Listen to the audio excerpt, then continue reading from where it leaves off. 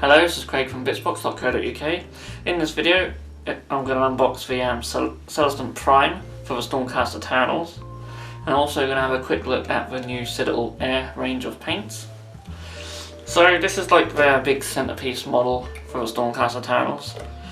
It's a similar size to the Nagash model for vampire counts.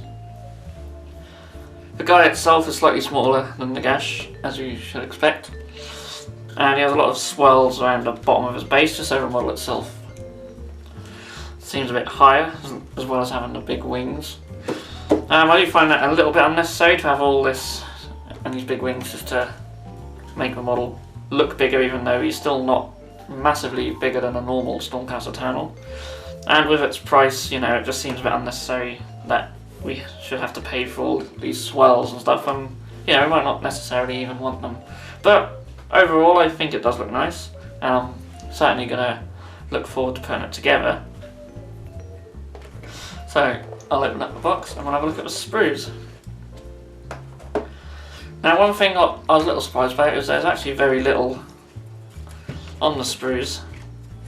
This is all you get sprue-wise. So it's just one large sprue and one smaller sprue. The wings just come in the two halves with a backpack piece in the middle, and all the swells are separate pieces what need to be put together. I do quite like the torso front here, a really long swell, which I think, looking by the box art, will go right down to its base. We'll take a look at the instructions in a minute to see how it all goes together.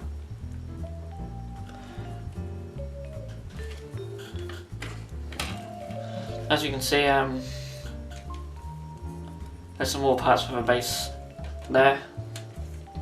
He has a really large cloak, which will be quite fun to paint, and there's more swells on this sprue as well as one of the wings, and also a hand which holds this scepter here. And his legs are two separate pieces also. Then we have two different hands for the hammer. So maybe it's for just so you can hold them different ways. So you got a little bit of option there, but not much more than that in terms of variation, I'm afraid. Oh, and it does seem to be another scepter as well. So there's two different arm options, but as I said, there's nothing really more than that. I guess he's like a special character. He's the first model in Age of Sigmar who's actually restricted to one per army, and that even includes existing special characters, which is a bit strange. So here is the instruction book. It's not very big. You can see there's just you start with a big base terrain piece, and then you just build up the swells. There's quite a lot to it, but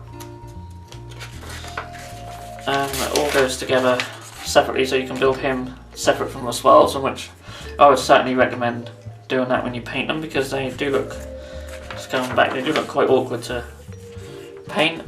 It'll probably be an airbrush jobby on my one. So yeah, we go back to the guy himself. There's loads of little bits that all just stick together, little pieces. You can see it all attached onto the swells. And yeah, you got the Galmaraz hammer, so there's two options for that.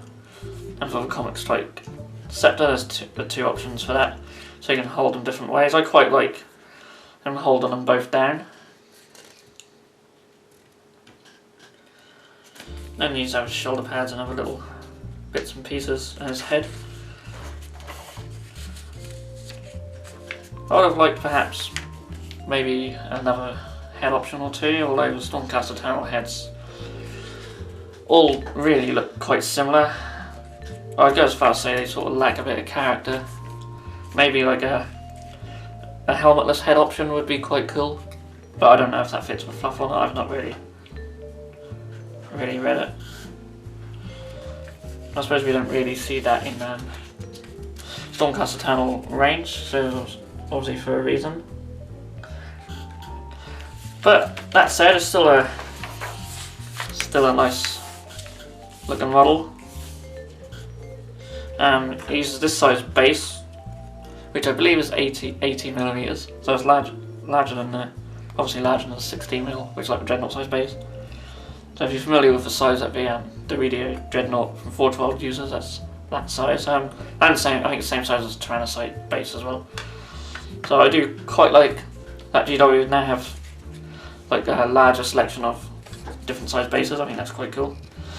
So of course, as with all the Age Sigma stuff, the rules are in instruction books, which is also really nice.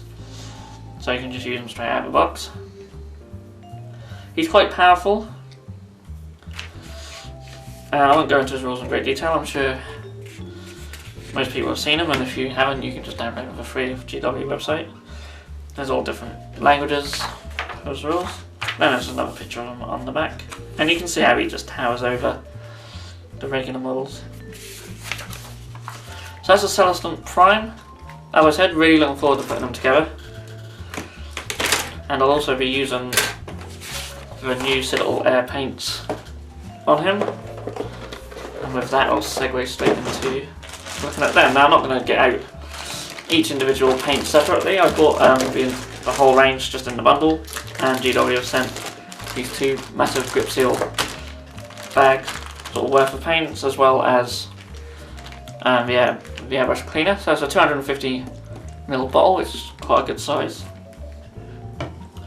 There is a thinner, which I believe is this one. That's the Aircast thinner. So you've got like basically it's essentially a Lamayan medium. Maybe it's a bit thinner.